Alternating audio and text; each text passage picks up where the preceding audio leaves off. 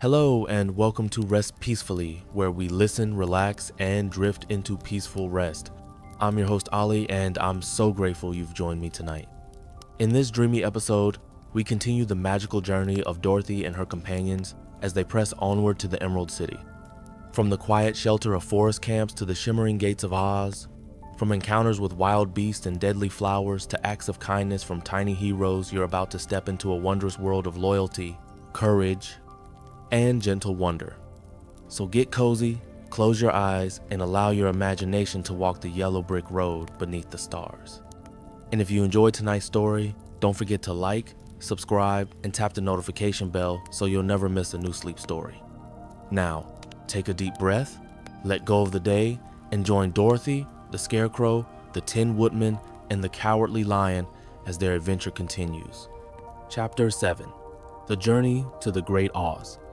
They were obliged to camp out that night under a large tree in the forest, for there were no houses near.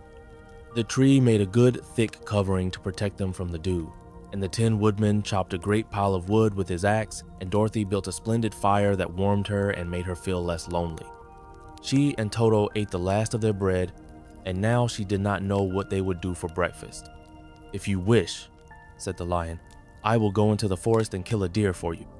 You can roast it by the fire, since your tastes are so peculiar that you prefer cooked food, and then you will have a very good breakfast." "Don't, please don't," begged the Tin Woodman. "I should certainly weep if you killed a poor deer, and then my jaws would rust again." But the lion went away into the forest and found his own supper, and no one ever knew what it was, for he didn't mention it. And the Scarecrow found a tree full of nuts and filled Dorothy's basket with them, so that she would not be hungry for a long time. She thought this was very kind and thoughtful of the Scarecrow, but she laughed heartily at the awkward way in which the poor creature picked up the nuts. His padded hands were so clumsy and the nuts were so small that he dropped almost as many as he put in the basket. But the Scarecrow did not mind how long it took him to fill the basket, for it enabled him to keep away from the fire, as he feared a spark might get into his straw and burn him up. So he kept a good distance away from the flames, and only came near to cover Dorothy with dry leaves when she lay down to sleep. These kept her very snug and warm, and she slept soundly until morning. When it was daylight, the girl bathed her face in a little rippling brook, and soon after they all started toward the Emerald City. This was to be an eventful day for the travelers. They had hardly been walking an hour when they saw before them a great ditch that crossed the road and divided the forest as far as they could see on either side. It was a very wide ditch, and when they crept up to the edge and looked into it, they could see it was also very deep, and there were many big, jagged rocks at the bottom. The sides were so steep that none of them could climb down, and for a moment it seemed that their journey must end. "What shall we do?" asked Dorothy despairingly. "I haven't the faintest idea," said the Tin Woodman. And the lion shook his shaggy mane and looked thoughtful. But the Scarecrow said, "We cannot fly, that is certain. Neither can we climb down into this great ditch. Therefore, if we cannot jump over it, we must stop where we are." "I think I could jump over it," said the Cowardly Lion, after measuring the distance carefully in his mind. "Then we are all right," answered the Scarecrow, "for you can carry us all over on your back, one at a time." "Well, I'll try it," said the lion. "Who will go first?" "I will," declared the Scarecrow. "For if you found that you could not jump over the gulf, Dorothy would be killed, or the Tin Woodman badly dented on the rocks below. But if I am on your back, it will not matter so much, for the fall would not hurt me at all." "I am terribly afraid of falling myself," said the Cowardly Lion. "But I suppose there is nothing to do but try it. So get on my back, and we will make the attempt." The Scarecrow sat upon the lion's back, and the big beast walked to the edge of the gulf and crouched down. "Why don't you run and jump?" asked the Scarecrow. "Because that isn't the way we lions do these things," he replied. Then giving a great spring, he shot through the air and landed safely on the other side. They were all greatly pleased to see how easily he did it, and after the Scarecrow had got down from his back, the lion sprang across the ditch again. Dorothy thought she would go next, so she took Toto in her arms and climbed on the lion's back, holding tightly to his mane with one hand. The next moment it seemed as if she were flying through the air, and then, before she had time to think about it, she was safe on the other side. The lion went back a third time and got the Tin Woodman, and then they all sat down for a few moments to give the beast a chance to rest, for his great leaps had made his breath short, and he panted like a big dog that has been running too long. They found the forest very thick on this side, and it looked dark and gloomy. After the lion had rested, they started along the road of yellow brick, silently wondering, each in his own mind, if ever they would come to the end of the woods and reach the bright sunshine again. To add to their discomfort, they soon heard strange noises in the depths of the forest, and the lion whispered to them that it was in this part of the country that the Kalidas lived. "What are the Kalidas?" asked a girl. "They are monstrous beasts with bodies like bears and heads like tigers," replied the lion, "and with claws so long and sharp that they could tear me in two as easily as I could kill Toto. I'm terribly afraid of the Kalidas." "I'm not surprised that you are," returned Dorothy. "They must be dreadful beasts." The lion was about to reply when suddenly they came to another gulf across the road, but this one was so broad and deep that the lion knew at once he could not leap across it. So they sat down to consider what they should do, and after serious thought, the Scarecrow said, "Here is a great tree standing close to the ditch. If the Tin Woodman can chop it down so that it will fall to the other side, we can walk across it easily." "That is a first-rate idea," said the lion. "One would almost suspect you had brains in your head instead of straw." The woodman set to work at once, and so sharp was his axe that the tree was soon chopped nearly through.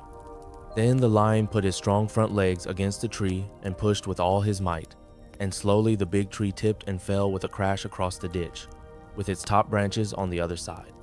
They had just started to cross this queer bridge when a sharp growl made them all look up, and to their horror they saw running toward them two great beasts with bodies like bears and heads like tigers. "They are the Kalidas," said the cowardly lion, beginning to tremble. "Quick!" cried the Scarecrow. "Let us cross over." So Dorothy went first, holding Toto in her arms, the Tin Woodman followed, and the Scarecrow came next. The lion, although he was certainly afraid, turned to face the Kalidas, and then he gave so loud and terrible a roar that Dorothy screamed and the Scarecrow fell over backward, while even the fierce beast stopped short and looked at him in surprise. But seeing they were bigger than the lion, and remembering that there were two of them and only one of him, the Kalidas again rushed forward, and the lion crossed over the tree and turned to see what they would do next. Without stopping an instant, the fierce beast also began to cross the tree, and the lion said to Dorothy, "We are lost, for they will surely tear us to pieces with their sharp claws. But stand close behind me, and I will fight them as long as I am alive." "Wait a minute," called the Scarecrow. He had been thinking what was best to be done, and now he asked the woodman to chop away the end of the tree that rested on their side of the ditch. The Tin Woodman began to use his axe at once, and, just as the two Kalidas were nearly across, the tree fell with a crash into the gulf, carrying the ugly, snarling brutes with it, and both were dashed to pieces on the sharp rocks at the bottom. "Well," said the cowardly lion, drawing a long breath of relief, "I see we are going to live a little while longer, and I am glad of it, for it must be a very uncomfortable thing not to be alive. Those creatures frightened me so badly that my heart is beating yet." "Ah," said the Tin Woodman sadly, "I wish I had a heart to beat." This adventure made the travelers more anxious than ever to get out of the forest, and they walked so fast that Dorothy became tired and had to ride on the lion's back. To their great joy, the trees became thinner the farther they advanced, and in the afternoon they suddenly came upon a broad river flowing swiftly just before them. On the other side of the water they could see the road of yellow brick running through a beautiful country, with green meadows dotted with bright flowers and all the road bordered with trees hanging full of delicious fruits. They were greatly pleased to see this delightful country before them. "How shall we cross the river?" asked Dorothy. "That is easily done," replied the Scarecrow. "The Tin Woodman must build us a raft, so we can float to the other side." So the woodman took his axe and began to chop down small trees to make a raft. And while he was busy at this, the Scarecrow found on the riverbank a tree full of fine fruit. This pleased Dorothy, who had eaten nothing but nuts all day, and she made a hearty meal of the ripe fruit. But it takes time to make a raft, even when one is as industrious and untiring as the Tin Woodman, and when night came, the work was not done. So they found a cozy place under the trees where they slept well until the morning, and Dorothy dreamed of the Emerald City, and of the good wizard Oz, who would soon send her back to her own home again. Chapter 8. The Deadly Poppy Field. Our little party of travelers awakened the next morning refreshed and full of hope, and Dorothy breakfasted like a princess off peaches and plums from the trees beside the river. Behind them was the dark forest they had passed safely through, although they had suffered many discouragements. But before them was a lovely, sunny country that seemed to beckon them on to the Emerald City. To be sure, the broad river now cut them off from this beautiful land, but the raft was nearly done, and after the Tin Woodman had cut a few more logs and fastened them together with wooden pins, they were ready to start. Dorothy sat down in the middle of the raft and held Toto in her arms. When the Cowardly Lion stepped upon the raft, it tipped badly, for he was big and heavy, but the Scarecrow and the Tin Woodman stood upon the other end to steady it, and they had long poles in their hands to push the raft through the water. They got along quite well at first, but when they reached the middle of the river, the swift current swept the raft downstream, farther and farther away from the road of yellow brick, and the water grew so deep that the long poles would not touch the bottom. "This is bad," said the Tin Woodman, "for if we cannot get to the land, we shall be carried into the country of the Wicked Witch of the West, and she will enchant us and make us her slaves. And then I should get no brains," said the Scarecrow. "And I should get no courage," said the Cowardly Lion. "And I should get no heart," said the Tin Woodman. "And I should never get back to Kansas," said Dorothy. "We must certainly get to the Emerald City if we can," the Scarecrow continued, and he pushed so hard on his long pole that it stuck fast in the mud at the bottom of the river. Then, before he could pull it out again, or let go, the raft was swept away, and the poor Scarecrow left clinging to the pole in the middle of the river. "Goodbye," he called after them, and they were very sorry to leave him. Indeed, the Tin Woodman began to cry, but fortunately remembered that he might rust, and so dried his tears on Dorothy's apron. Of course, this was a bad thing for the Scarecrow. "I am now worse off than when I first met Dorothy," he thought. "Then I was stuck on a pole in a cornfield, or I could make believe scare the crows at any rate. But surely there is no use for a Scarecrow stuck on a pole in the middle of a river. I am afraid I shall never have any brains after all." Down the stream the raft floated, and the poor Scarecrow was left far behind. Then the Lion said, "Something must be done to save us. I think I can swim to the shore and pull the raft after me, if you will only hold fast to the tip of my tail." So he sprang into the water, and the Tin Woodman caught fast hold of his tail. Then the Lion began to swim with all his might toward the shore. It was hard work, although he was so big, but by and by they were drawn out of the current, and then Dorothy took the Tin Woodman's long pole and helped push the raft to the land. They were all tired out when they reached the shore at last and stepped off upon the pretty green grass, and they also knew that the stream had carried them a long way past the road of yellow brick that led to the Emerald City. "What shall we do now?" asked the Tin Woodman, as the Lion lay down on the grass to let the sun dry him. "We must get back to the road in some way," said Dorothy. "The best plan will be to walk along the riverbank until we come to the road again," remarked the Lion. So when they were rested, Dorothy picked up her basket, and they started along the grassy bank to the road from which the river had carried them. It was a lovely country, with plenty of flowers and fruit trees and sunshine to cheer them, and had they not felt so sorry for the poor Scarecrow, they could have been very happy. They walked along as fast as they could, Dorothy only stopping once to pick a beautiful flower, and after a time the Tin Woodman cried out, "Look!" Then they all looked at the river and saw the Scarecrow perched upon his pole in the middle of the water, looking very lonely and sad. "What can we do to save him?" asked Dorothy. The Lion and the Woodman both shook their heads, for they did not know. So they sat down upon the bank and gazed wistfully at the Scarecrow until a stork flew by, who, upon seeing them, stopped to rest at the water's edge. "Who are you and where are you going?" asked the stork. "I am Dorothy," answered the girl, "and these are my friends, the Tin Woodman and the Cowardly Lion, and we are going to the Emerald City." "This isn't the road," said the stork, as she twisted her long neck and looked sharply at the queer party.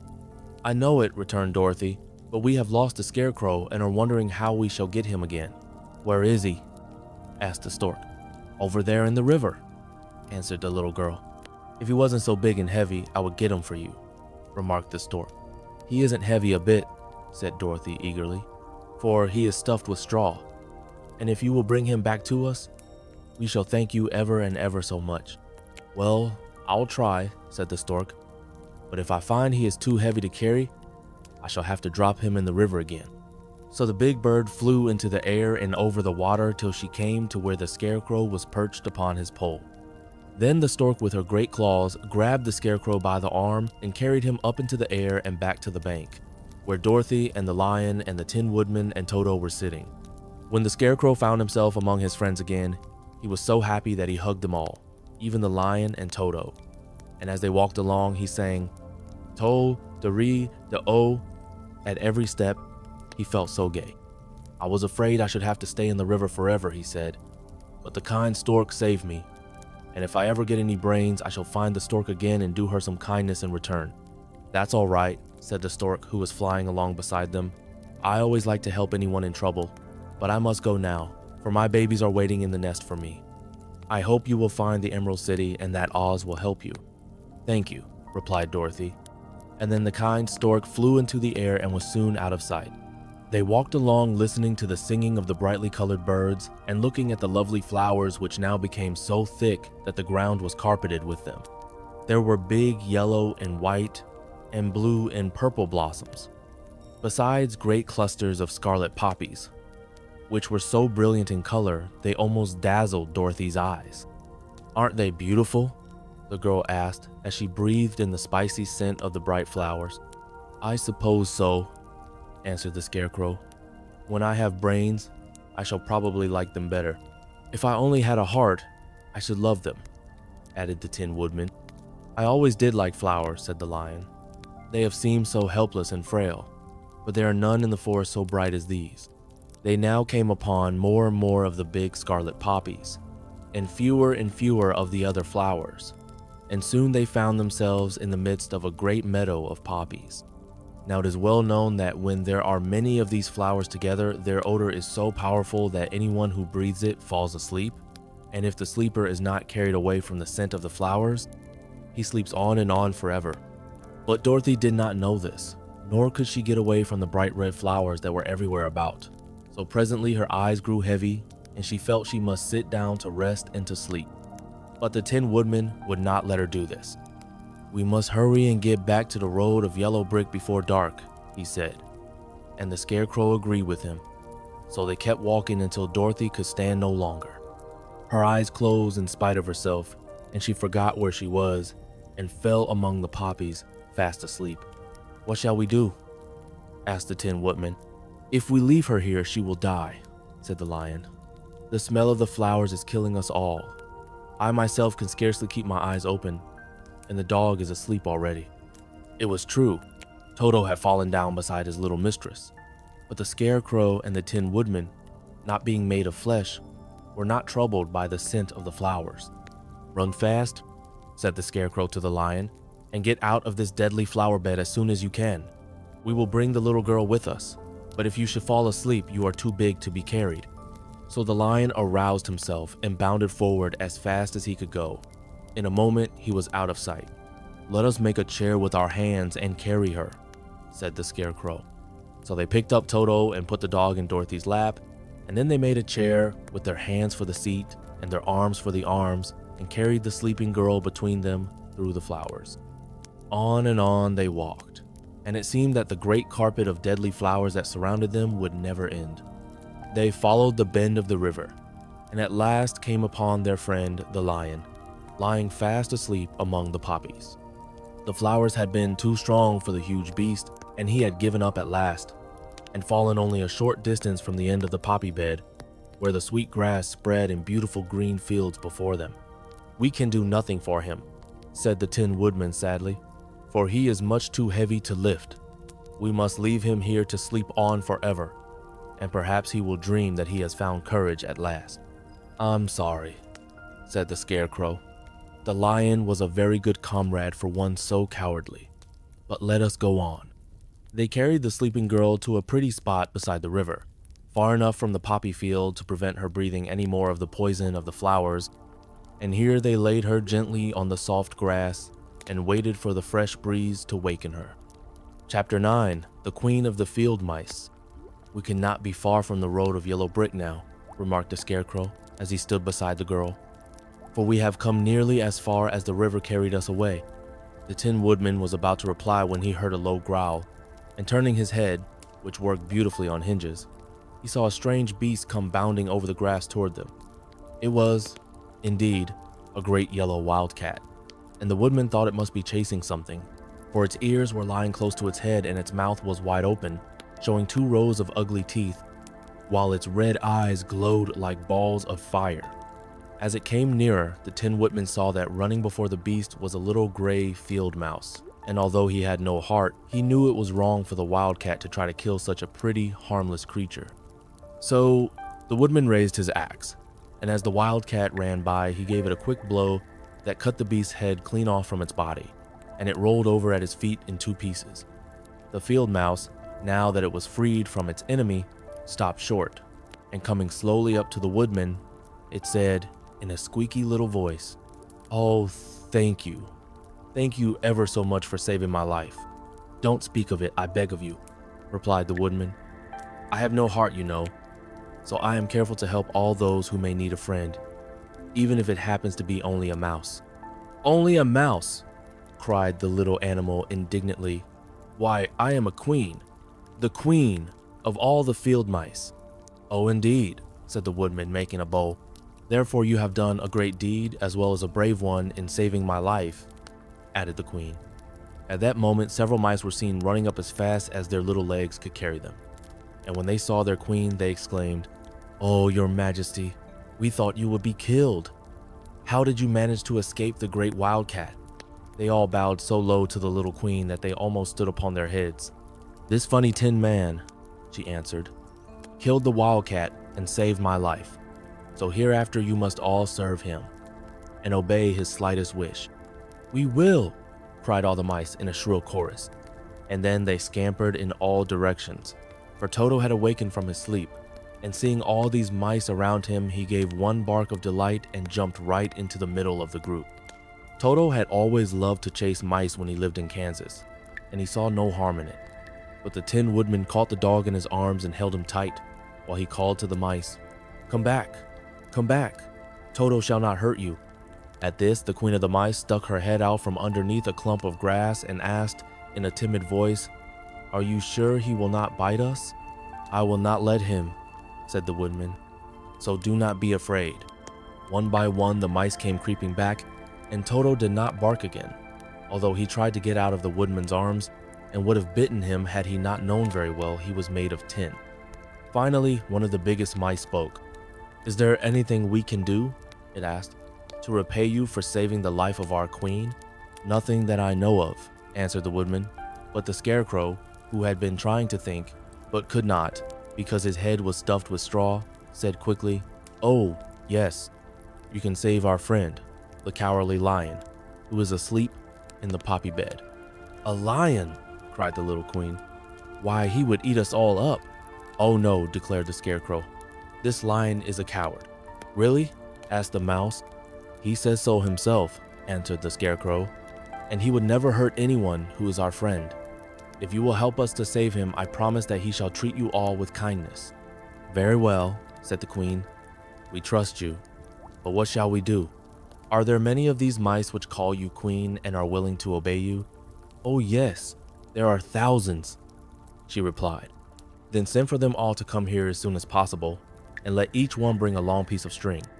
The queen turned to the mice that attended her and told them to go at once and get all her people. As soon as they heard her orders, they ran away in every direction as fast as possible. "Now," said the Scarecrow to the Tin Woodman, "you must go to those trees by the riverside and make a truck that will carry the lion." So the Woodman went at once to the trees and began to work, and he soon made a truck out of the limbs of trees, from which he chopped away all the leaves and branches. He fastened it together with wooden pegs and made the 4 wheels out of short pieces of a big tree trunk. So fast and so well did he work that by the time the mice began to arrive, the truck was all ready for them. They came from all directions, and there were thousands of them. Big mice and little mice and middle-sized mice, and each one brought a piece of string in his mouth. It was about this time that Dorothy woke from her long sleep and opened her eyes. She was greatly astonished to find herself lying upon the grass, with thousands of mice standing around and looking at her timidly. But the Scarecrow told her about everything, and turning to the dignified little mouse, he said, "Permit me to introduce to you Her Majesty, the Queen." Dorothy nodded gravely, and the Queen made a curtsy, after which she became quite friendly with the little girl. The Scarecrow and the Woodman now began to fasten the mice to the truck, using the strings they had brought. One end of a string was tied around the neck of each mouse, and the other end to the truck. Of course, the truck was 1,000 times bigger than any of the mice who were to draw it, but when all the mice had been harnessed, they were able to pull it quite easily. Even the Scarecrow and the Tin Woodman could sit on it, and were drawn swiftly by their queer little horses to the place where the lion lay asleep. After a great deal of hard work, for the lion was heavy, they managed to get him up on the truck. Then the Queen hurriedly gave her people the order to start, for she feared if the mice stayed among the poppies too long, they also would fall asleep. At first, the little creatures, many though they were, could hardly stir the heavily loaded truck, but the Woodman and the Scarecrow both pushed from behind, and they got along better. Soon they rolled the lion out of the poppy bed to the green fields, where he could breathe the sweet, fresh air again instead of the poisonous scent of the flowers. Dorothy came to meet them and thanked the little mice warmly for saving her companion from death. She had grown so fond of the big lion she was glad he had been rescued. Then the mice were unharnessed from the truck and scampered away through the grass to their homes. The Queen of the Mice was the last to leave. "If ever you need us again," she said, "come out into the field and call, and we shall hear you and come to your assistance. Goodbye." "Goodbye," they all answered, and away the Queen ran, while Dorothy held Toto tightly lest he should run after her and frighten her. After this, they sat down beside the lion until he should awaken, and the Scarecrow brought Dorothy some fruit from a tree nearby, which she ate for her dinner. Chapter 10. The Guardian of the Gate. It was some time before the Cowardly Lion awakened, for he had lain among the poppies a long while, breathing in their deadly fragrance. But when he did open his eyes and roll off the truck, he was very glad to find himself still alive. "I ran as fast as I could," he said, sitting down and yawning, "but the flowers were too strong for me. How did you get me out?"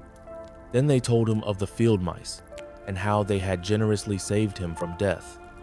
And the Cowardly Lion laughed, and said, "I have always thought myself very big and terrible. Yet such little things as flowers came near to killing me, and such small animals as mice have saved my life. How strange it all is. But, comrades, what shall we do now?" "We must journey on until we find the road of yellow brick again," said Dorothy, "and then we can keep on to the Emerald City." So, the lion being fully refreshed, and feeling quite himself again, they all started upon the journey, greatly enjoying the walk through the soft, fresh grass. And it was not long before they reached the road of yellow brick and turned again toward the Emerald City where the Great Oz dwelt. The road was smooth and well paved now, and the country about was beautiful, so that the travelers rejoiced in leaving the forest far behind, and with it the many dangers they had met in its gloomy shades. Once more they could see fences built beside the road, but these were painted green, and when they came to a small house in which a farmer evidently lived, that also was painted green. They passed by several of these houses during the afternoon, and sometimes people came to the doors and looked at them as if they would like to ask questions. But no one came near them nor spoke to them because of the great lion, of which they were very much afraid. The people were all dressed in clothing of a lovely emerald green color and wore peaked hats like those of the Munchkins. "This must be the land of Oz," said Dorothy, "and we are surely getting near the Emerald City." "Yes," answered the Scarecrow. "Everything is green here, while in the country of the Munchkins, blue was the favorite color. But the people do not seem to be as friendly as the Munchkins, and I'm afraid we shall be unable to find a place to pass the night." "I should like something to eat besides fruit," said the girl, "and I'm sure Toto is nearly starved. Let us stop at the next house and talk to the people." So, when they came to a good-sized farmhouse, Dorothy walked boldly up to the door and knocked. A woman opened it just far enough to look out and said, "What do you want, child? And why is that great lion with you?" "We wish to pass the night with you, if you will allow us," answered Dorothy. "And the lion is my friend and comrade, and would not hurt you for the world." "Is he tame?" asked the woman, opening the door a little wider. "Oh yes," said the girl, "and he's a great coward too. He will be more afraid of you than you are of him." "Well," said the woman, after thinking it over and taking another peep at the lion, "if that is the case, you may come in, and I will give you some supper and a place to sleep." So they all entered the house, where there were, besides the woman, 2 children and a man. The man had hurt his leg and was lying on the couch in a corner. They seemed greatly surprised to see so strange a company, and while the woman was busy laying the table, the man asked, "Where are you all going?" "To the Emerald City," said Dorothy, "to see the Great Oz." "Oh, indeed," exclaimed the man. "Are you sure that Oz will see you?" "Why not?" she replied. "Why, it is said that he never lets anyone come into his presence. I have been to the Emerald City many times, and it is a beautiful and wonderful place. But I have never been permitted to see the Great Oz, nor do I know of any living person who has seen him." "Does he never go out?" asked the Scarecrow. "Never. He sits day after day in the great throne room of his palace, and even those who wait upon him do not see him face to face." "What is he like?" asked the girl. "That is hard to tell," said the man thoughtfully. "You see, Oz is a great wizard and can take on any form he wishes, so that some say he looks like a bird, and some say he looks like an elephant, and some say he looks like a cat. To others he appears as a beautiful fairy, or a brownie, or in any other form that pleases him. But who the real Oz is, when he is in his own form, no living person can tell." "That is very strange," said Dorothy, "but we must try in some way to see him, or we shall have made our journey for nothing." "Why do you wish to see the terrible Oz?" asked the man. "I want him to give me some brains," said the Scarecrow eagerly. "Oh, Oz could do that easily enough," declared the man. "He has more brains than he needs. And I want him to give me a heart," said the Tin Woodman. "That will not trouble him," continued the man, "for Oz has a large collection of hearts, of all sizes and shapes. And I want him to give me courage," said the Cowardly Lion. "Oz keeps a great pot of courage in his throne room," said the man, "which he has covered with a golden plate to keep it from running over. He will be glad to give you some, and I want him to send me back to Kansas," said Dorothy. "Where's Kansas?" asked the man with surprise. "I don't know," replied Dorothy sorrowfully, "but it is my home, and I'm sure it's somewhere. Very likely. Well, Oz can do anything, so I suppose he will find Kansas for you. But first, you must get to see him, and that will be a hard task, for the Great Wizard does not like to see anyone, and he usually has his own way. But what do you want?" he continued, speaking to Toto. Toto only wagged his tail, for, strange to say, he could not speak.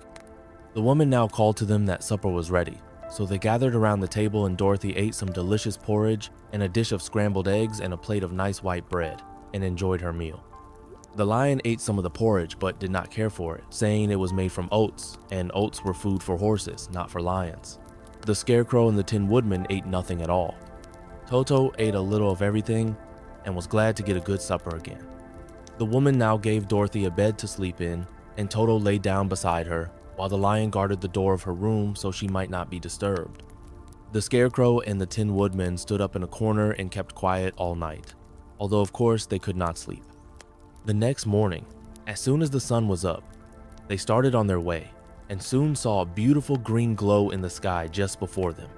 "That must be the Emerald City," said Dorothy. As they walked on, the green glow became brighter and brighter, and it seemed that at last they were nearing the end of their travels. Yet it was afternoon before they came to the great wall that surrounded the city. It was high and thick and of a bright green color. In front of them, and at the end of the road of yellow brick, was a big gate, all studded with emeralds that glittered so in the sun that even the painted eyes of the Scarecrow were dazzled by their brilliancy. There was a bell beside the gate, and Dorothy pushed the button and heard a silvery tinkle sound within. Then the big gate swung slowly open, and they all passed through and found themselves in a high arched room, the walls of which glistened with countless emeralds. Before them stood a little man about the same size as the Munchkins. He was clothed all in green, from his head to his feet, and even his skin was of a greenish tint. At his side was a large green box. When he saw Dorothy and her companions, the man asked, "What do you wish in the Emerald City?" "We came here to see the Great Oz," said Dorothy. The man was so surprised at this answer that he sat down to think it over. "It has been many years since anyone asked me to see Oz," he said, shaking his head in perplexity. "He is powerful and terrible, and if you come on an idle or foolish errand to bother the wise reflections of the great wizard, he might be angry and destroy you all in an instant." "But it is not a foolish errand nor an idle one," replied the Scarecrow. "It is important, and we have been told that Oz is a good wizard." "So he is," said the Green Man, "and he rules the Emerald City wisely and well. But to those who are not honest, or who approach him from curiosity, he is most terrible, and few have ever dared ask to see his face. I am the guardian of the gates, and since you demand to see the great Oz, I must take you to his palace. But first, you must put on the spectacles." "Why?" asked Dorothy. "Because if you did not wear spectacles, the brightness and glory of the Emerald City would blind you. Even those who live in the city must wear spectacles night and day.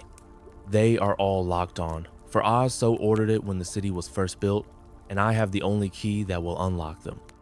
He opened the big box, and Dorothy saw that it was filled with spectacles of every size and shape. All of them had green glasses in them. The guardian of the gates found a pair that would just fit Dorothy and put them over her eyes. There were 2 golden bands fastened to them that passed around the back of her head, where they were locked together by a little key that was at the end of a chain the guardian of the gates wore around his neck. When they were on, Dorothy could not take them off had she wished, but of course she did not wish to be blinded by the glare of the Emerald City, so she said nothing. Then the Green Man fitted spectacles for the Scarecrow and the Tin Woodman and the Lion, and even on little Toto, and all were locked fast with the key. Then the guardian of the gates put on his own glasses and told them he was ready to show them to the palace. Taking a big golden key from a peg on the wall, he opened another gate, and they all followed him through the portal into the streets of the Emerald City. Chapter 11. The Wonderful City of Oz. Even with eyes protected by the green spectacles, Dorothy and her friends were at first dazzled by the brilliancy of the wonderful city. The streets were lined with beautiful houses, all built of green marble and studded everywhere with sparkling emeralds. They walked over a pavement of the same green marble, and where the blocks were joined together were rows of emeralds, set closely and glittering in the brightness of the sun. The window panes were of green glass. Even the sky above the city had a green tint, and the rays of the sun were green. There were many people, men, women, and children, walking about, and these were all dressed in green clothes and had greenish skins.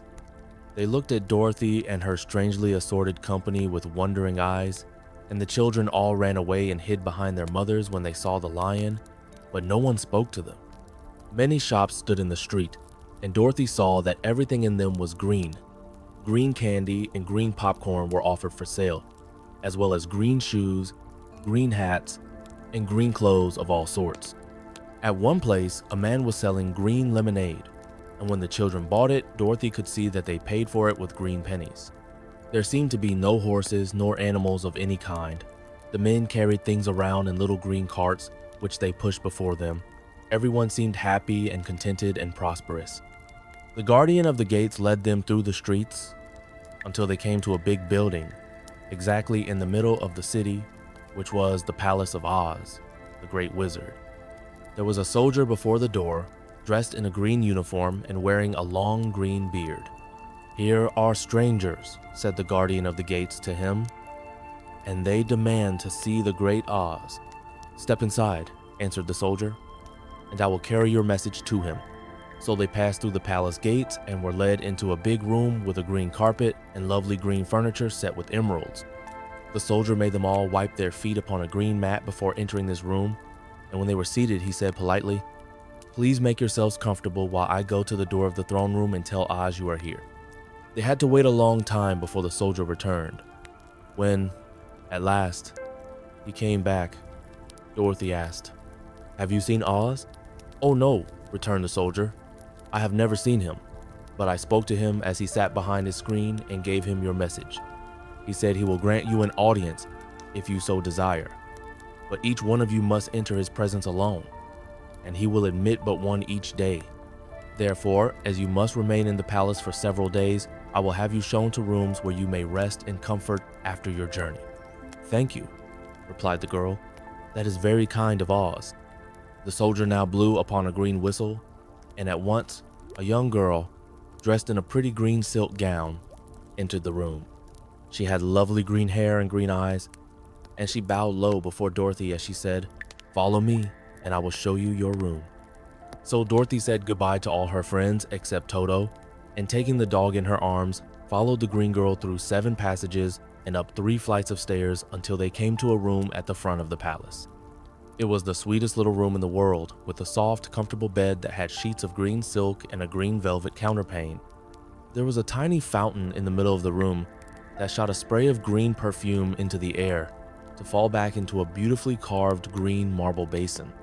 Beautiful green flowers stood in the windows, and there was a shelf with a row of little green books. When Dorothy had time to open these books, she found them full of queer green pictures that made her laugh. They were so funny. In a wardrobe were many green dresses, made of silk and satin and velvet, and all of them fitted Dorothy exactly. "Make yourself perfectly at home," said the green girl. "And if you wish for anything, ring the bell. Oz will send for you tomorrow morning." She left Dorothy alone and went back to the others. These she also led to rooms, and each one of them found himself lodged in a very pleasant part of the palace. Of course, this politeness was wasted on the Scarecrow, for when he found himself alone in his room, he stood stupidly in one spot, just within the doorway, to wait till morning. It would not rest him to lie down, and he could not close his eyes. So he remained all night staring at a little spider which was weaving its web in a corner of the room, just as if it were not one of the most wonderful rooms in the world. The Tin Woodman lay down on his bed from force of habit, for he remembered when he was made of flesh, but not being able to sleep, he passed the night moving his joints up and down to make sure they kept in good working order. The Lion would have preferred a bed of dry leaves in the forest and did not like being shut up in a room, but he had too much sense to let this worry him, so he sprang upon the bed and rolled himself up like a cat and purred himself asleep in a minute. The next morning, after breakfast, the Green Maiden came to fetch Dorothy, and she dressed her in one of the prettiest gowns, made of green brocaded satin. Dorothy put on a green silk apron and tied a green ribbon around Toto's neck, and they started for the throne room of the Great Oz.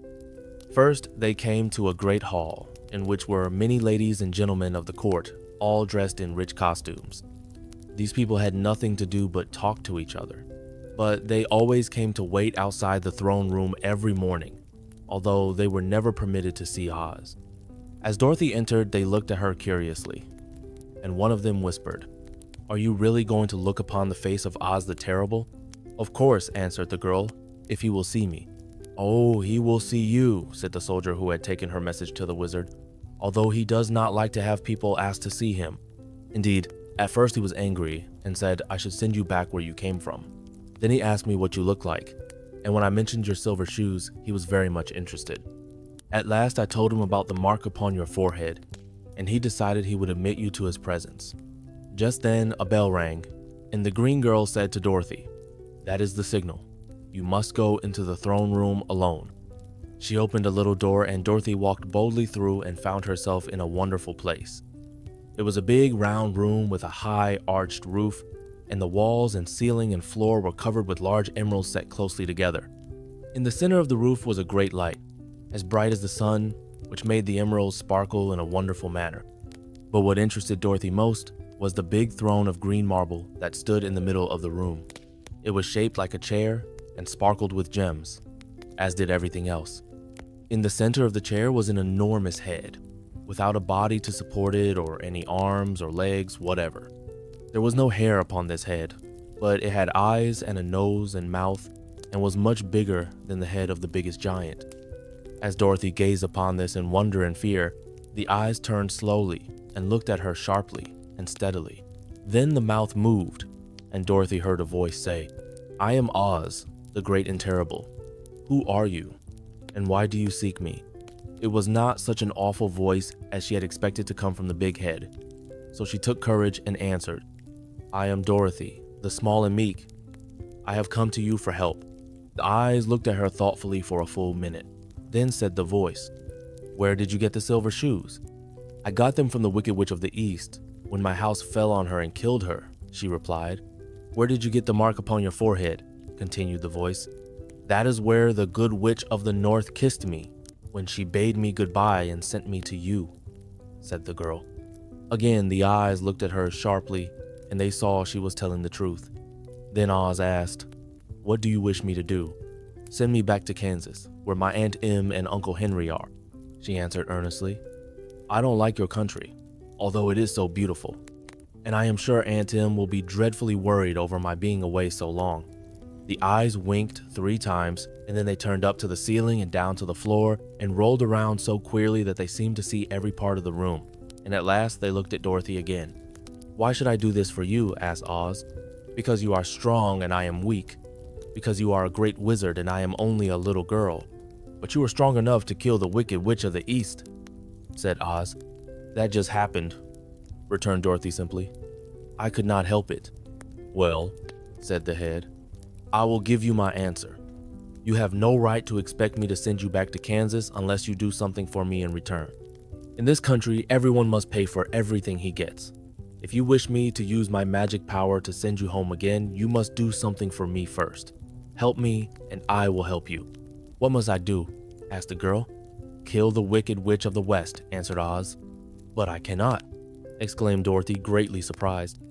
"You killed the Witch of the East and you wear the silver shoes, which bear a powerful charm. There is now but one Wicked Witch left in all this land, and when you can tell me she is dead, I will send you back to Kansas. But not before." The little girl began to weep. She was so much disappointed, and the eyes winked again and looked upon her anxiously, as if the great Oz felt that she could help him if she would. "I never killed anything willingly," she sobbed. "Even if I wanted to, how could I kill the Wicked Witch? If you, who are great and terrible, cannot kill her yourself, how do you expect me to do it?" "I do not know," said the head. "But that is my answer, and until the Wicked Witch dies, you will not see your uncle and aunt again. Remember that the witch is wicked, tremendously wicked, and ought to be killed. Now go, and do not ask to see me again until you have done your task." Sorrowfully, Dorothy left the throne room and went back where the lion and the scarecrow and the Tin Woodman were waiting to hear what Oz had said to her. "There is no hope for me," she said sadly, "for Oz will not send me home until I have killed the Wicked Witch of the West, and that I can never do." Her friends were sorry, but could do nothing to help her. So Dorothy went to her own room and lay down on the bed and cried herself to sleep. The next morning, the soldier with the green whiskers came to the scarecrow and said, "Come with me, for Oz has sent for you." So the scarecrow followed him and was admitted into the great throne room, where he saw, sitting in the emerald throne, a most lovely lady. She was dressed in green silk gauze and wore upon her flowing green locks a crown of jewels. Growing from her shoulders were wings, gorgeous in color and so light that they fluttered if the slightest breath of air reached them. When the scarecrow had bowed, as prettily as his straw stuffing would let him, before this beautiful creature, she looked upon him sweetly and said, "I am Oz, the great and terrible. Who are you and why do you seek me?" Now the scarecrow, who had expected to see the great head Dorothy had told him of, was much astonished, but he answered her bravely, "I am only a scarecrow, stuffed with straw. Therefore I have no brains, and I come to you praying that you will put brains in my head instead of straw, so that I may become as much a man as any other in your dominions." "Why should I do this for you?" asked the lady. "Because you are wise and powerful, and no one else can help me," answered the scarecrow. "I never grant favors without some return," said Oz, "but this much I will promise. If you will kill for me the Wicked Witch of the West, I will bestow upon you a great many brains, and such good brains that you will be the wisest man in all the land of Oz." "I thought you asked Dorothy to kill the witch," said the scarecrow in surprise. "So I did. I don't care who kills her, but until she is dead, I will not grant your wish. Now go, and do not seek me again until you have earned the brains you so greatly desire." The scarecrow went sorrowfully back to his friends and told them what Oz had said, and Dorothy was surprised to find that the great wizard was not a head, as she had seen him, but a lovely lady. "All the same," said the scarecrow, "she needs a heart as much as the Tin Woodman." On the next morning, the soldier with the green whiskers came to the Tin Woodman and said, "Oz has sent for you, follow me." So the Tin Woodman followed him and came to the great throne room. He did not know whether he would find Oz a lovely lady or a head. but he hoped it would be the lovely lady. For, he said to himself, if it is the head, I am sure I shall not be given a heart, since a head has no heart of its own and therefore cannot feel for me. But if it is the lovely lady, I shall beg hard for a heart, for all ladies are themselves said to be kindly hearted. But when the woodman entered the great throne room, he saw neither the head nor the lady, for Oz had taken the shape of a most terrible beast. It was nearly as big as an elephant, and the green throne seemed hardly strong enough to hold its weight. The beast had a head like that of a rhinoceros, only there were 5 eyes in its face. There were 5 long arms growing out of its body, and it also had 5 long, slim legs. Thick, woolly hair covered every part of it, and a more dreadful-looking monster could not be imagined. It was fortunate the Tin Woodman had no heart at that moment, for it would have beat loud and fast from terror. But being only tin, the Woodman was not at all afraid, although he was much disappointed. I am Oz, the great and terrible, spoke the beast, in a voice that was one great roar. Who are you, and why do you seek me? I am a woodman and made of tin. Therefore I have no heart and cannot love. I pray you to give me a heart that I may be as other men are. Why should I do this? Demanded the beast. Because I ask it, and you alone can grant my request, answered the woodman. Oz gave a low growl at this, but said, gruffly, if you indeed desire a heart, you must earn it. How? Asked the woodman. Help Dorothy to kill the wicked witch of the west, replied the beast. When the witch is dead, come to me, and I will then give you the biggest and kindest and most loving heart in all the land of Oz. So the Tin Woodman was forced to return sorrowfully to his friends and tell them of the terrible beast he had seen. They all wondered greatly at the many forms the great wizard could take upon himself, and the lion said, if he is a beast when I go to see him, I shall roar my loudest, and so frighten him that he will grant all I ask. And if he is the lovely lady, I shall pretend to spring upon her, and so compel her to do my bidding. And if he is the great head, he will be at my mercy, for I will roll this head all about the room until he promises to give us what we desire. So be of good cheer, my friends, for all will yet be well. The next morning, the soldier with the green whiskers led the lion to the great throne room and bade him enter the presence of Oz. The lion at once passed through the door and, glancing around, saw, to his surprise, that before the throne was a ball of fire, so fierce and glowing he could scarcely bear to gaze upon it. His first thought was that Oz had by accident caught on fire and was burning up, but when he tried to go nearer, the heat was so intense that it singed his whiskers, and he crept back tremblingly to a spot nearer the door. Then a low, quiet voice came from the ball of fire, and these were the words it spoke. I am Oz, the great and terrible. Who are you, and why do you seek me? And the lion answered, I am a cowardly lion, afraid of everything. I came to you to beg that you give me courage, so that in reality, I may become the king of beasts, as men call me. Why should I give you courage? Demanded Oz.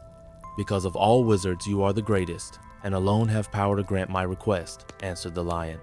The ball of fire burned fiercely for a time, and the voice said, bring me proof that the wicked witch is dead, and that moment I will give you courage. But as long as the witch lives, you must remain a coward. The lion was angry at this speech, but could say nothing in reply, and while he stood silently gazing at the ball of fire, it became so furiously hot that he turned tail and rushed from the room. He was glad to find his friends waiting for him and told them of his terrible interview with the wizard. What shall we do now? Asked Dorothy sadly. There is only one thing we can do, returned the lion, and that is to go to the land of the Winkies, seek out the wicked witch, and destroy her. But suppose we cannot, said the girl. Then I shall never have courage, declared the lion. And I shall never have brains, added the scarecrow. And I shall never have a heart, spoke the Tin Woodman.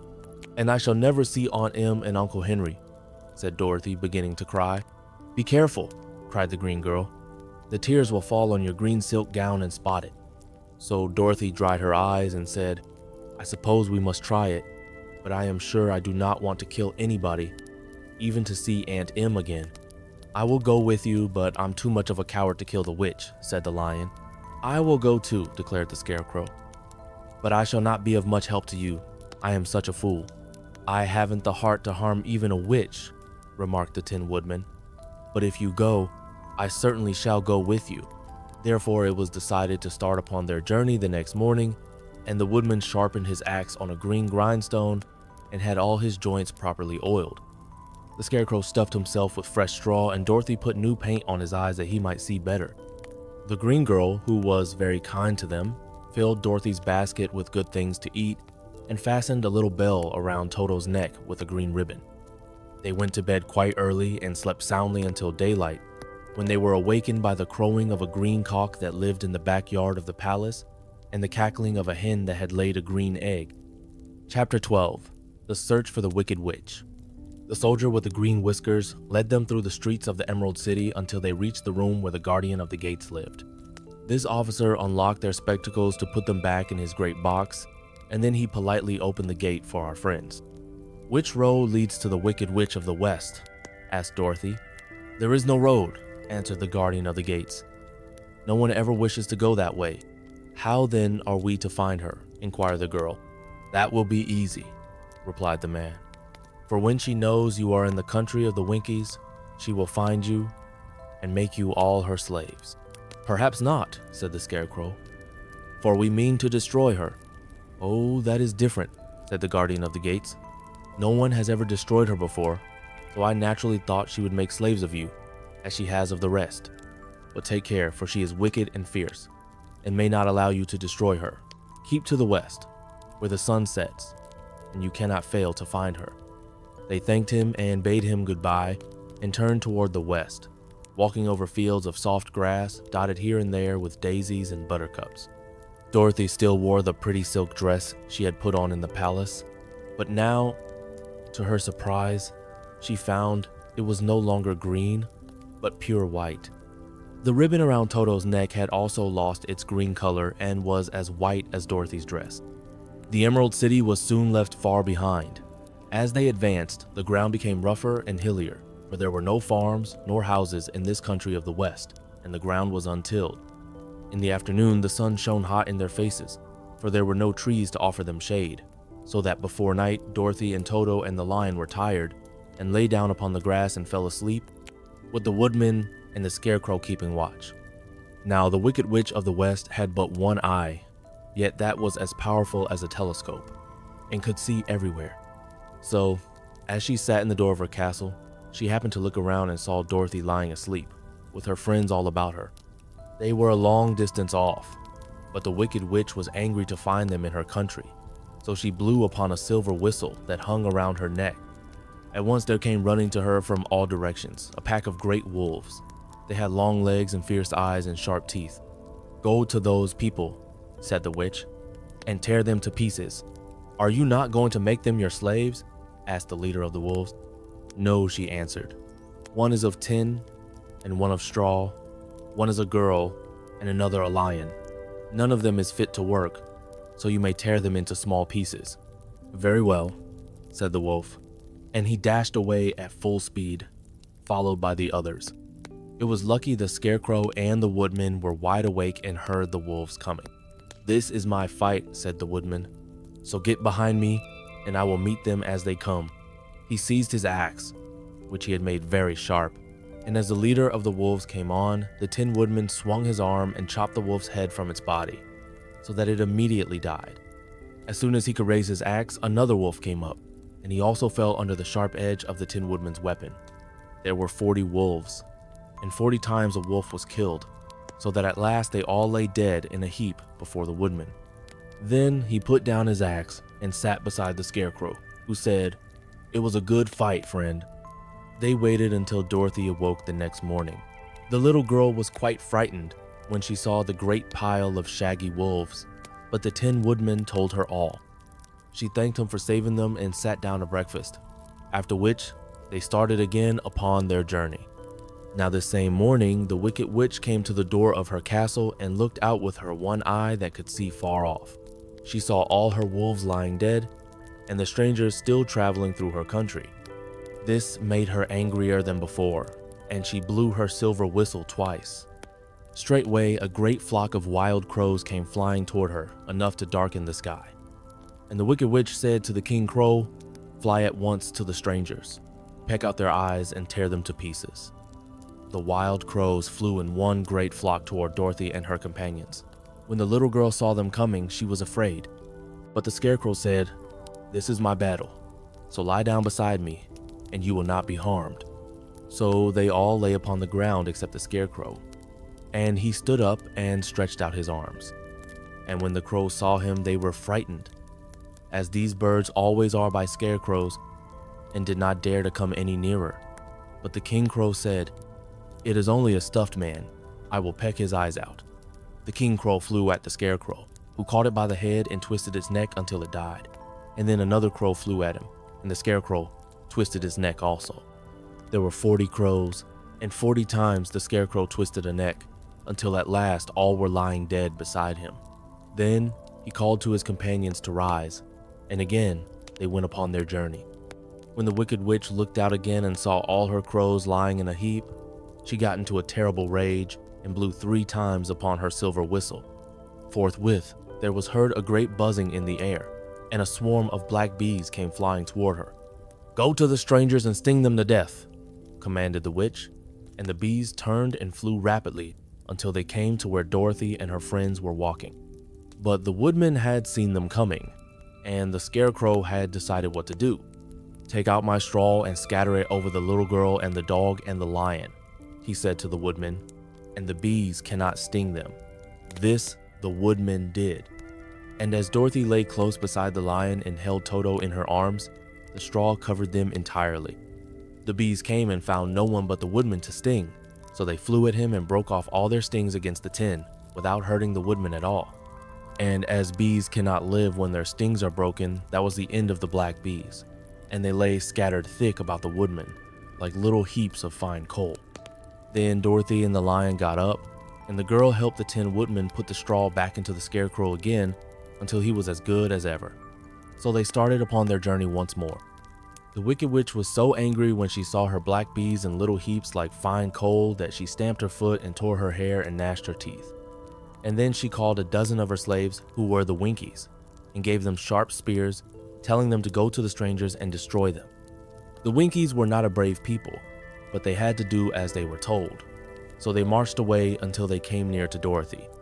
Then the lion gave a great roar and sprang towards them, and the poor Winkies were so frightened that they ran back as fast as they could. When they returned to the castle, the Wicked Witch beat them well with a strap and sent them back to their work, after which she sat down to think what she should do next. She could not understand how all her plans to destroy these strangers had failed, but she was a powerful witch, as well as a wicked one, and she soon made up her mind how to act. There was, in her cupboard, a golden cap, with a circle of diamonds and rubies running round it. This golden cap had a charm. Whoever owned it could call 3 times upon the winged monkeys, who would obey any order they were given, but no person could command these strange creatures more than 3 times. Twice already the Wicked Witch had used the charm of the cap. Once was when she had made the Winkies her slaves, and set herself to rule over their country. The winged monkeys had helped her do this. The second time was when she had fought against the Great Oz himself and driven him out of the land of the West. The winged monkeys had also helped her in doing this. Only once more could she use this golden cap, for which reason she did not like to do so until all her other powers were exhausted. But now that her fierce wolves and her wild crows and her stinging bees were gone, and her slaves had been scared away by the cowardly lion, she saw there was only one way left to destroy Dorothy and her friends. So the Wicked Witch took the golden cap from her cupboard and placed it upon her head. Then she stood upon her left foot and said slowly, "Ip pep pip kake." Next, she stood upon her right foot and said, "Hill, lo ho lo hell lo." After this, she stood upon both feet and cried in a loud voice, "Zizzy zizzy zik." Now the charm began to work. The sky was darkened, and a low rumbling sound was heard in the air. There was a rushing of many wings, a great chattering and laughing, and the sun came out of the dark sky to show the Wicked Witch surrounded by a crowd of monkeys, each with a pair of immense and powerful wings on his shoulders. One, much bigger than the others, seemed to be their leader. He flew close to the witch and said, "You have called us for the 3rd and last time. What do you command?" "Go to the strangers who are within my land and destroy them all except the lion," said the wicked witch. "Bring that beast to me, for I have a mind to harness him like a horse and make him work." "Your commands shall be obeyed," said the leader. Then, with a great deal of chattering and noise, the winged monkeys flew away to the place where Dorothy and her friends were walking. Some of the monkeys seized the Tin Woodman and carried him through the air until they were over a country thickly covered with sharp rocks. Here they dropped the poor woodman, who fell a great distance to the rocks, where he lay so battered and dented that he could neither move nor groan. Others of the monkeys caught the scarecrow, and with their long fingers pulled all of the straw out of his clothes and head. They made his hat and boots and clothes into a small bundle and threw it into the top branches of a tall tree. The remaining monkeys threw pieces of stout rope around the lion and wound many coils about his body and head and legs, until he was unable to bite or scratch or struggle in any way. Then they lifted him up and flew away with him to the witch's castle, where he was placed in a small yard with a high iron fence around it, so that he could not escape. But Dorothy they did not harm at all. She stood with Toto in her arms, watching the sad fate of her comrades, and thinking it would soon be her turn. The leader of the winged monkeys flew up to her, his long hairy arms stretched out and his ugly face grinning terribly, but he saw the mark of the good witch's kiss upon her forehead and stopped short, motioning the others not to touch her. "We dare not harm this little girl," he said to them, "for she is protected by the power of good, and that is greater than the power of evil. All we can do is to carry her to the castle of the wicked witch and leave her there." So, carefully and gently, they lifted Dorothy in their arms and carried her swiftly through the air until they came to the castle, where they set her down upon the front doorstep. Then the leader said to the witch, "We have obeyed you as far as we were able. The Tin Woodman and the Scarecrow are destroyed, and the lion is tied up in your yard. The little girl we dare not harm, nor the dog she carries in her arms. Your power over our band is now ended, and you will never see us again." Then all the winged monkeys, with much laughing and chattering and noise, flew into the air and were soon out of sight. The wicked witch was both surprised and worried when she saw the mark on Dorothy's forehead, for she knew well that neither the winged monkeys nor she herself dare hurt the girl in any way. She looked down at Dorothy's feet and, seeing the silver shoes, began to tremble with fear, for she knew what a powerful charm belonged to them. At first, the witch was tempted to run away from Dorothy, but she happened to look into the child's eyes and saw how simple the soul behind them was, and that the little girl did not know of the wonderful power the silver shoes gave her. So the wicked witch laughed to herself and thought, "I can still make her my slave, for she does not know how to use her power." Then she said to Dorothy, harshly and severely, "Come with me, and see that you mind everything I tell you, for if you do not, I will make an end of you, as I did of the Tin Woodman and the Scarecrow." Dorothy followed her through many of the beautiful rooms in her castle until they came to the kitchen, where the witch bade her clean the pots and kettles and sweep the floor and keep the fire fed with wood. Dorothy went to work meekly, with her mind made up to work as hard as she could, for she was glad the wicked witch had decided not to kill her. With Dorothy hard at work, the witch thought she would go into the courtyard and harness the cowardly lion like a horse. It would amuse her, she was sure, to make him draw her chariot whenever she wished to go to drive. But as she opened the gate, the lion gave a loud roar and bounded at her so fiercely that the witch was afraid, and ran out and shut the gate again.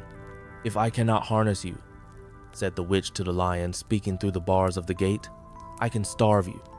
You shall have nothing to eat until you do as I wish." So after that she took no food to the imprisoned lion, but every day she came to the gate at noon and asked, "Are you ready to be harnessed like a horse?" And the lion would answer, "No. If you come in this yard, I will bite you." The reason the lion did not have to do as the witch wished was that every night while the woman was asleep, Dorothy carried him food from the cupboard. After he had eaten, he would lie down on his bed of straw, and Dorothy would lie beside him and put her head on his soft, shaggy mane, while they talked of their troubles and tried to plan some way to escape. But they could find no way to get out of the castle, for it was constantly guarded by the yellow winkies, who were the slaves of the wicked witch, and too afraid of her not to do as she told them. The girl had to work hard during the day and often the witch threatened to beat her with the same old umbrella she always carried in her hand. But, in truth, she did not dare to strike Dorothy because of the mark upon her forehead. The child did not know this and was full of fear for herself and Toto. Once the witch struck Toto a blow with her umbrella, and the brave little dog flew at her and bit her leg in return. The witch did not bleed where she was bitten, for she was so wicked that the blood in her had dried up many years before. Dorothy's life became very sad as she grew to understand that it would be harder than ever to get back to Kansas and Aunt Em again. Sometimes she would cry bitterly for hours, with Toto sitting at her feet and looking into her face, whining dismally to show how sorry he was for his little mistress. Toto did not really care whether he was in Kansas or the land of Oz, so long as Dorothy was with him. But he knew the little girl was unhappy, and that made him unhappy too. Now, the Wicked Witch had a great longing to have for her own the silver shoes, which the girl always wore. Her bees and her crows and her wolves were lying in heaps and drying up, and she had used up all the power of the golden cap. But if she could only get hold of the silver shoes, they would give her more power than all the other things she had lost. She watched Dorothy carefully to see if she ever took off her shoes, thinking she might steal them. But the child was so proud of her pretty shoes that she never took them off, except at night and when she took her bath. The witch was too much afraid of the dark to dare go in Dorothy's room at night to take the shoes, and her dread of water was greater than her fear of the dark, so she never came near when Dorothy was bathing. Indeed, the old witch never touched water, nor ever let water touch her in any way. But the wicked creature was very cunning, and she finally thought of a trick that would give her what she wanted. She placed a bar of iron in the middle of the kitchen floor, and then by her magic arts made the iron invisible to human eyes, so that when Dorothy walked across the floor, she stumbled over the bar, not being able to see it, and fell at full length. She was not much hurt, but in her fall, one of the silver shoes came off, and before she could reach it, the witch had snatched it away and put it on her own skinny foot. The wicked woman was greatly pleased with the success of her trick, for as long as she had one of the shoes she owned half the power of their charm, and Dorothy could not use it against her, even had she known how to do so. The little girl, seeing she had lost one of her pretty shoes, grew angry and said to the witch, "Give me back my shoe." "I will not," retorted the witch, "for it is now my shoe and not yours." "You are a wicked creature," cried Dorothy. "You have no right to take my shoe from me." "I shall keep it just the same," said the witch, laughing at her, "and someday I shall get the other one from you too." This made Dorothy so very angry that she picked up the bucket of water that stood near and dashed it over the witch, wetting her from head to foot. Instantly, the wicked woman gave a loud cry of fear, and then, as Dorothy looked at her in wonder, the witch began to shrink and fall away. "See what you have done," she screamed. "In a minute I shall melt away." "I'm very sorry indeed," said Dorothy, who was truly frightened to see the witch actually melting away like brown sugar before her very eyes. "Didn't you know water would be the end of me?" asked the witch in a wailing, despairing voice. "Of course not," answered Dorothy. "How should I? Well, in a few minutes, I shall be all melted, and you will have the castle to yourself. I have been wicked in my day, but I never thought a little girl like you would ever be able to melt me and end my wicked deeds. Look out! Here I go." With these words, the witch fell down in a brown, melted, shapeless mass and began to spread over the clean boards of the kitchen floor. Seeing that she had really melted away to nothing, Dorothy drew another bucket of water and threw it over the mess. She then swept it all out the door. After picking out the silver shoe, which was all that was left of the old woman, she cleaned and dried it with a cloth and put it on her foot again. Then, being at last free to do as she chose, she ran out to the courtyard to tell the lion that the Wicked Witch of the West had come to an end, and that they were no longer prisoners in a strange land.